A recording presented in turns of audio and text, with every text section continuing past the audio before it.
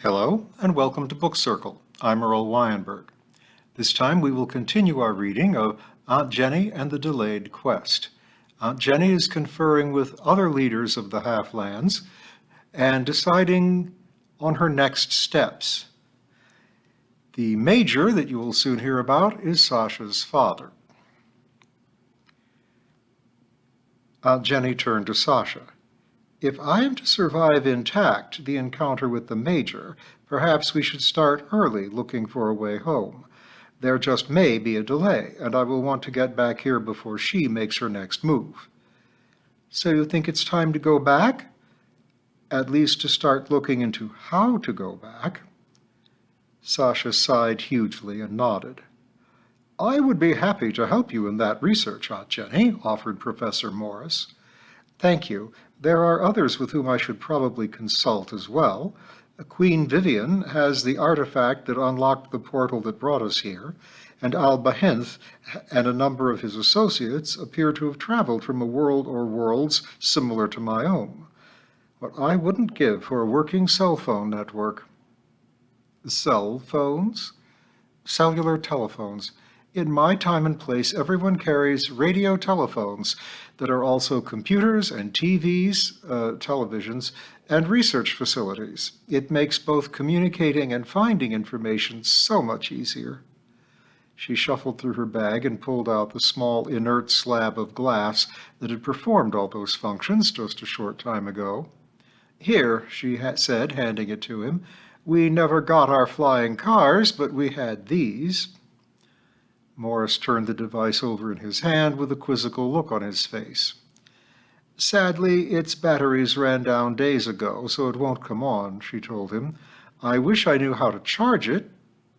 She stopped in mid-sentence as the screen lit, and then, after most of a minute, the full user interface appeared. She stroked the cool crown upon her brow. Nikola Tesla would be proud. It appears I'm capable of wireless power transmission all on my own. Who'd have thunk it? Asked Sasha. Yes, well, it still won't work here without a whole cellular radio network, and everyone else would need to have one, she explained to the professor and the others. I didn't really mean that I wanted that particular bit of technology to work. It's just I miss instantaneous global communications. I don't suppose you know how this works? Asked Professor Morris. Bits and pieces, but no, not entirely. The radio uses a scheme created by Hedy Lamarr, the movie star, where the frequency jumps all around.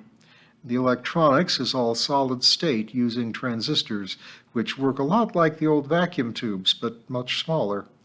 There are billions of them in there. I can say a whole bunch of other things like that about some bits and pieces, but no, I have no notion at all fundamentally as to how it works. I'm sorry. Remarkable. All inside a polished slab of obsidian. He shook his head and handed the cell phone back to her. Jian Ling interjected, I can contact some of the people you need to talk to by orb or by means of the root meat. Yes, and my husband's ghost can contact the dead queen and then speak to me in dreams. Anything is possible here. It just isn't very consistent or convenient. Aunt Jenny laughed. Shall we try to start this project tomorrow, then? Asked Morris. Please, answered Aunt Jenny. The conversation turned to other matters and social pleasantries, and eventually Jenny and her companions returned to their ships for the night. Chapter 20. And Through the Glass. Aunt Jenny called the company together on the deck of the Blue Swan the next morning. You're sure about this, Aunt Jenny? Asked Sasha as they waited for everyone to assemble. Yes, I really think we have to go back, at least to reassure people, especially your father, but not just him. I need to put some things in order and not just stay vanished. But we're coming back? Yes, well, I am, and you may, as long as you work it out with your father. It's not just my decision, it's yours and his. Sasha closed her eyes and sighed. Once everyone was there, Aunt Jenny addressed them all. We have a moment of peace, and there's no telling how long it will last. While we have it, there are a number of things that need doing. Helgrim has pointed out that I not only need you, but that the company needs to grow. I'm putting him in charge of that effort. Much of his work will require communication. I'd like Philum to take charge of organizing all those needs. Our use of the root meat, the pea lines, and other messengers. Get together with the Khotun regarding her orb and other magical communications. A general murmur of approval ran through the crowd.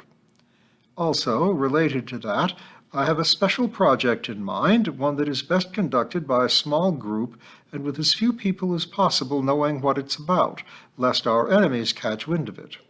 I've spoken with them in private, and Finna, Three, and Morwenna have agreed to take charge of the project, so they will be leaving us today.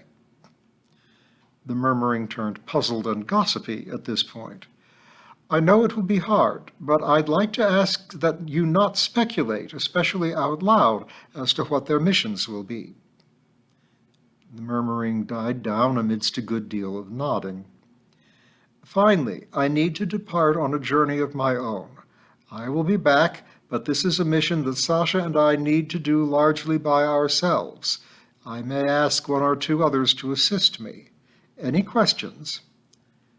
Yes, hailed Cat. Aunt Jenny walked over to the Swan's rail to better address her. What is it, Cat? What can I do, ma'am? I'd appreciate it if you would start off by carrying Finna, Morwenna, and Three, and doing whatever they need in the way of fetching. You should take several pea lines with you. Will do, ma'am. There was a low thrumming sound growing in intensity as Aunt Jenna turned to the others. Anything else important? I hear my ride coming. There was nothing. Professor Morris's flying car was clearly visible now and headed their way.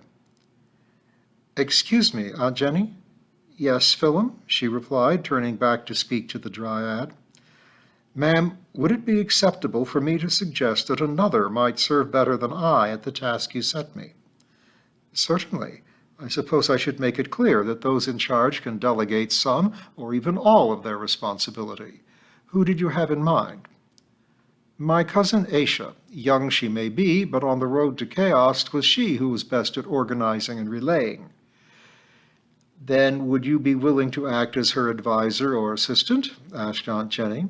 If you are willing to delegate the authority to her and take responsibility for it being suitably transferred, I would be happy to see that happen. Oh, aye, ma'am. That's be a sound way to do it. Thank you, Philum. I'm still a stranger in these lands, and I need those who can help me to take initiative. So many of you are far more skilled or knowledgeable than I am, and in so many ways, that I really must rely on you all. If calling me a queen is going to work at all, it will be because of the people who advise and help me. Aye, your majesty, said Philum, and swept one of his elaborate bows. Are you ready, Aunt Jenny? Called the professor from the car now hovering alongside the Swan on the far side from Cat. Very nearly, she called back. Turning to Sasha, she asked, The professor is going to take me to see a few of our allies. His car is fast, but rather small. Can you watch Rudy and the cats while I'm gone? It should only be a couple of days. Sasha nodded.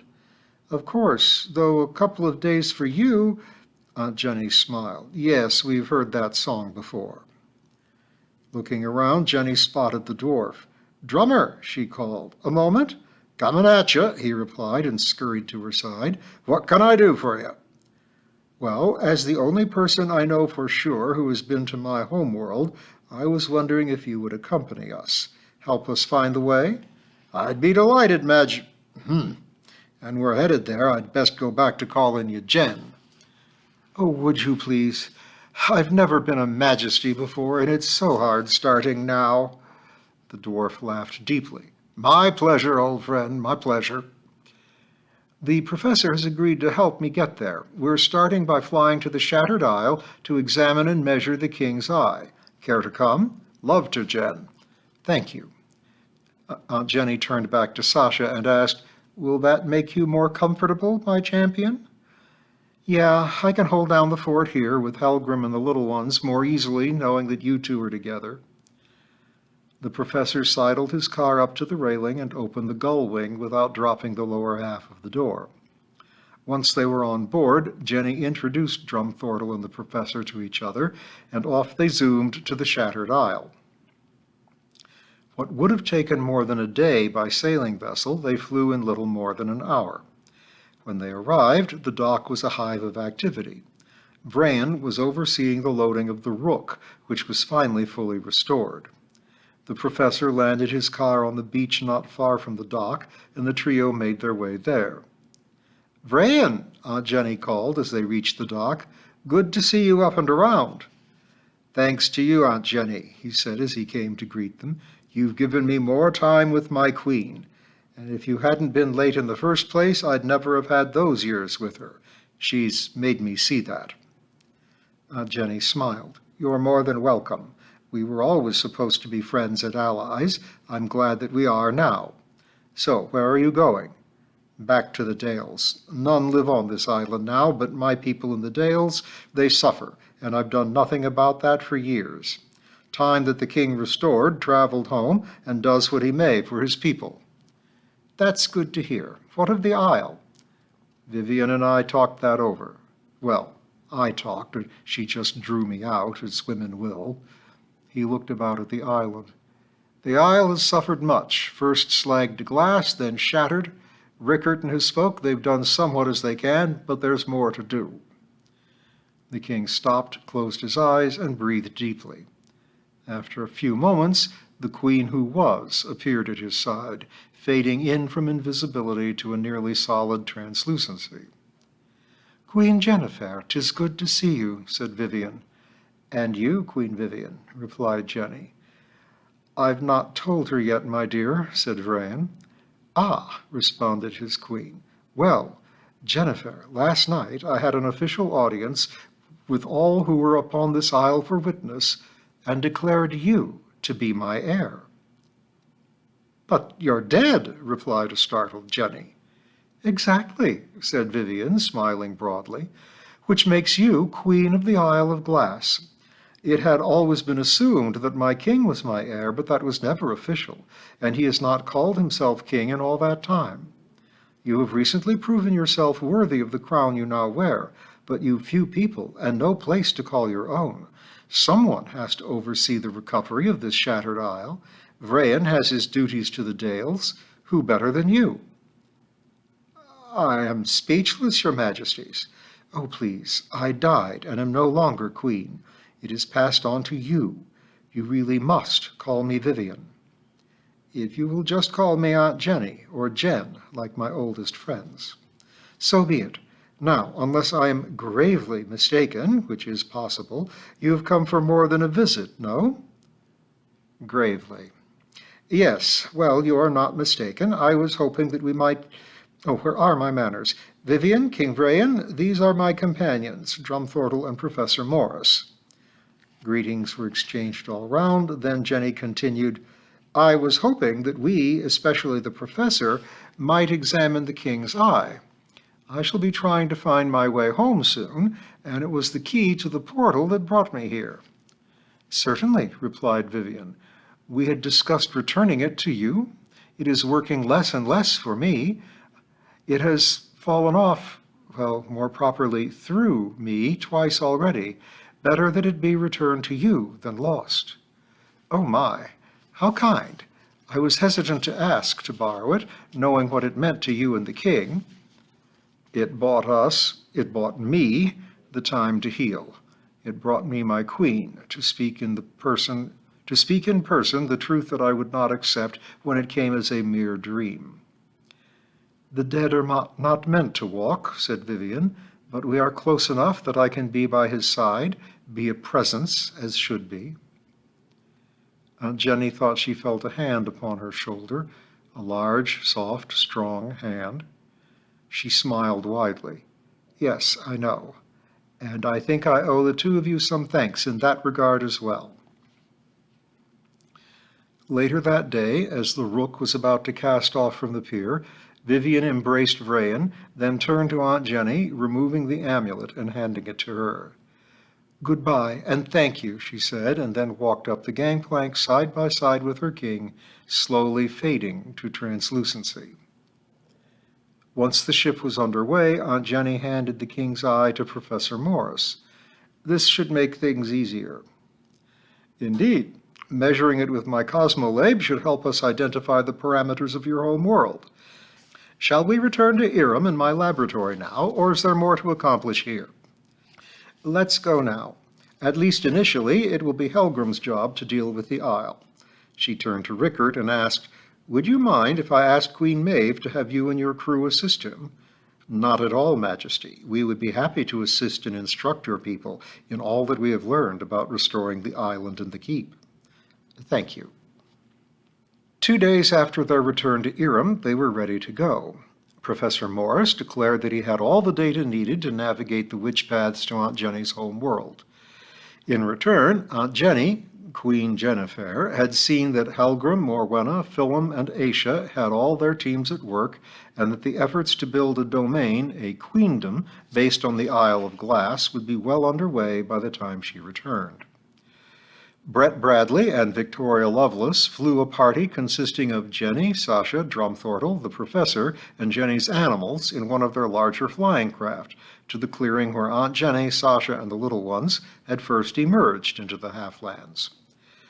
The ship was more flying bus or RV than flying car.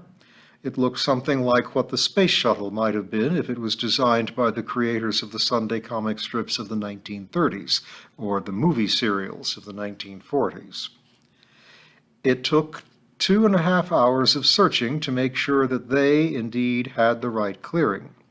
Brett parked the craft at its edge under the trees. He and Victoria had agreed to camp there for 10 days. If by the end of that time no one had returned, the Marginalia would take over the watch long term. 3 had waited years, perhaps decades, for Aunt Jenny, and his people were willing to do the same.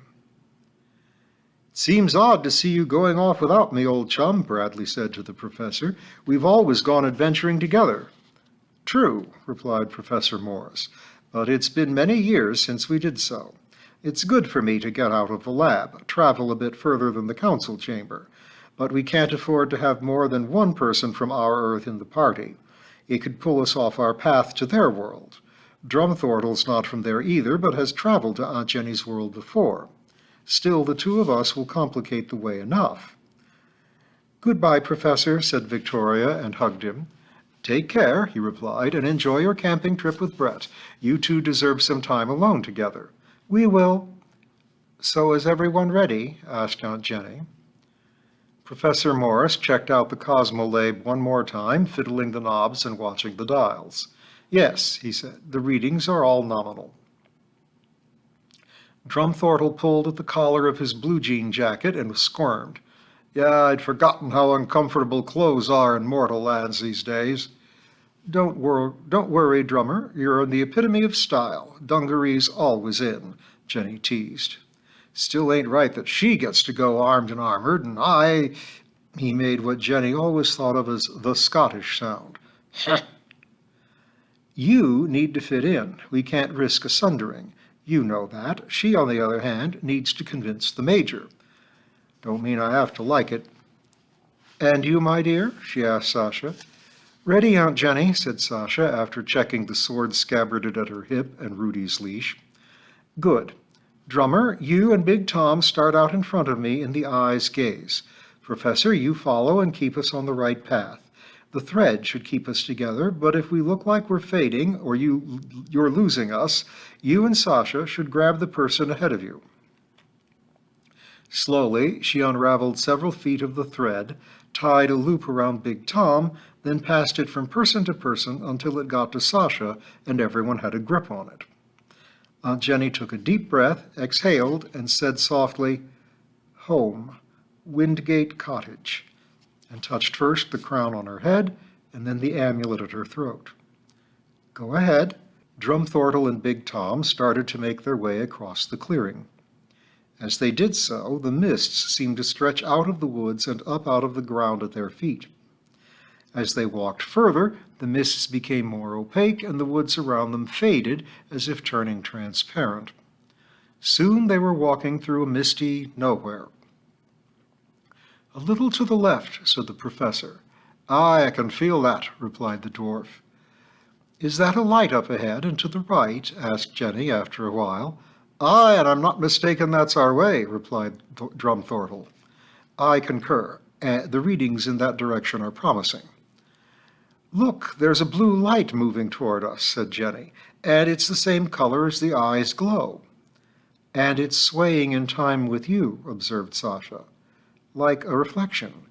Could it be my mirror?" "Its readings are very similar to the eye, distinct but related, like the same note in two different octaves," replied Professor Morris. Jenny asked, "Everyone agree? We head towards it?" "Aye, yes, it seems advisable," came the replies. Soon enough, they found themselves face to face with an antique, full-length, walnut-framed mirror. "This is just like the one in my hallway," said Jenny. Drumthortle reached out and placed the palm of his hand against the mirror's surface. "Feels pretty solid. What do we do?" Carefully, not letting go of the thread, Aunt Jenny wrapped her hand around the amulet and reached out with her free hand to touch the mirror's surface. It felt hard and cool and very solid. "It's going to take more than just looking into it or touching it while wearing the king's eye." "But you're certain it's your mirror?" said the professor. "Yes, or one owned by another version of me. Even the scratches on it are right."